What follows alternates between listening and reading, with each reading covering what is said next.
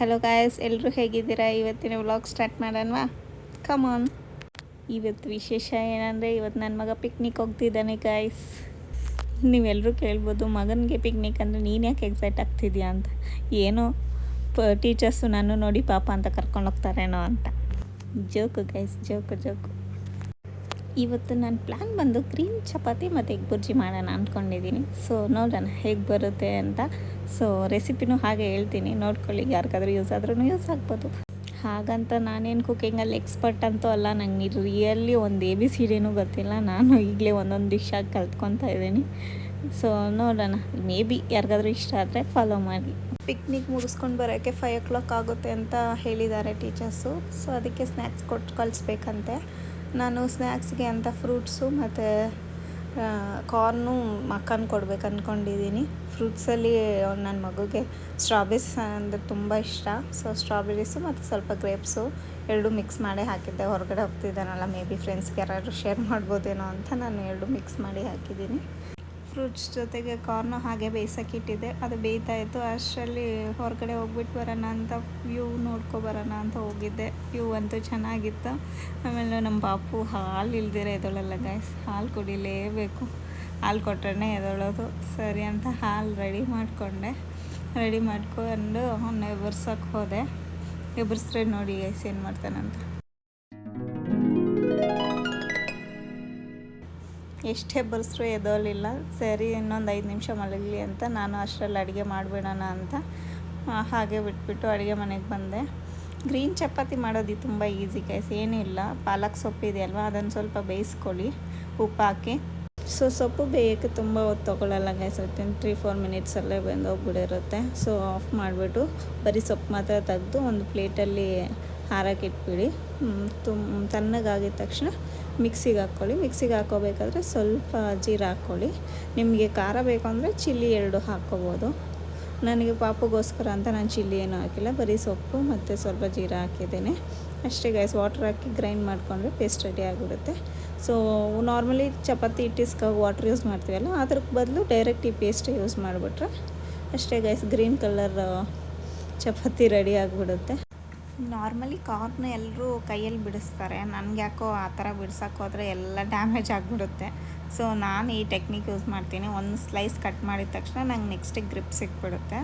So ಅದು ಸ್ಲೈಸಾಗಿ cut ಮಾಡ್ಕೊಂಬಂದರೆ shape ಕರೆಕ್ಟಾಗಿರುತ್ತೆ. Within 1 ಮಿನಿಟಲ್ಲೇ ಎಲ್ಲನೂ cut ಮಾಡಿಬಿಡ್ಬೋದು. So ಆ ಐಡಿಯಾ ಯೂಸ್ ಮಾಡ್ತೀನಿ. ನಿಮ್ಗೆ ಯೂಸ್ ಆದರೆ ಫಾಲೋ ಮಾಡಿ ಗೈಸ್.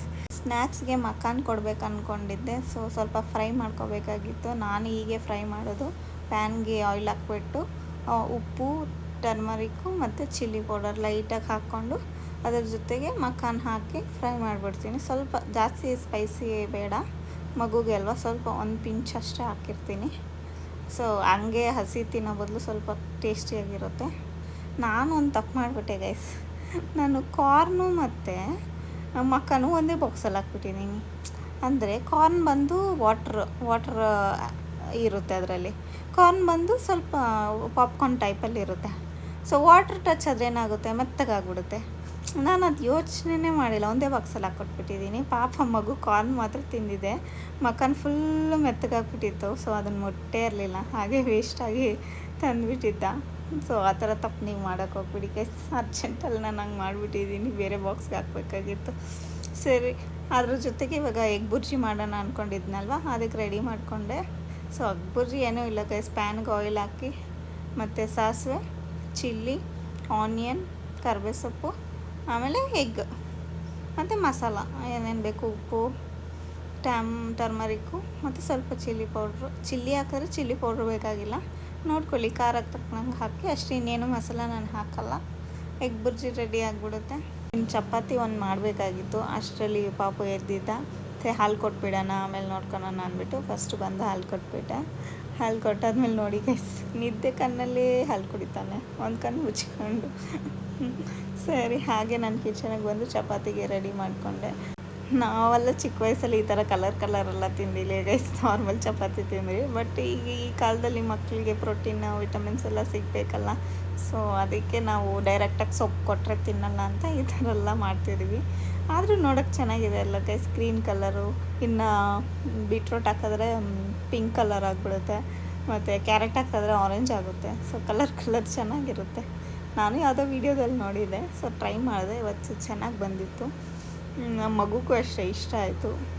ನಾವೆಲ್ಲ ಚಿಕ್ಕ ವಯಸ್ಸಾಗಿರ್ಬೇಕಾದ್ರೆ ನಮ್ಮ ಪೇರೆಂಟ್ಸ್ ಇದೇ ಥರ ನಮಗೂ ಟಿಫನ್ ಮಾಡಿ ಬಾಕ್ಸಿಗೆ ಹಾಕಿ ಅವರು ಕೆಲ್ಸಕ್ಕೆ ಹೋಗ್ತಾಯಿದ್ರು. ಬಟ್ ಅವಾಗ ನಾವು ಅಷ್ಟು ಮಮ್ಮಿ ಇಷ್ಟು ಕಷ್ಟಪಡ್ತಾವ್ರಲ್ಲ, ಇಷ್ಟು ನಮಗೋಸ್ಕರ ಮಾಡ್ತಾವ್ರಲ್ಲ ಅಂತ ಒಂದಿನೂ ಥಿಂಕ್ ಮಾಡಿರಲ್ಲ. ಅದರಲ್ಲೂ ಇದು ಚೆನ್ನಾಗಿಲ್ಲ, ಅದು ಚೆನ್ನಾಗಿಲ್ಲ, ಅದು ಯಾಕೆ ಮಾಡಿದೆ, ಇದು ಯಾಕೆ ಮಾಡಿದೆ, ಇದು ನನಗೆ ಇಷ್ಟ ಇಲ್ಲ ಅಂತ ಬೇರೆ ಹೇಳ್ತಾ ಇದ್ವಿ. ಸೊ ಅದು ಎಷ್ಟು ಕಷ್ಟ ಅನ್ನೋದು ನಾನು ಮಾಡಬೇಕಾದ್ರೆ ನಂಗೆ ಗೊತ್ತಾಗ್ತಾಯಿದೆ.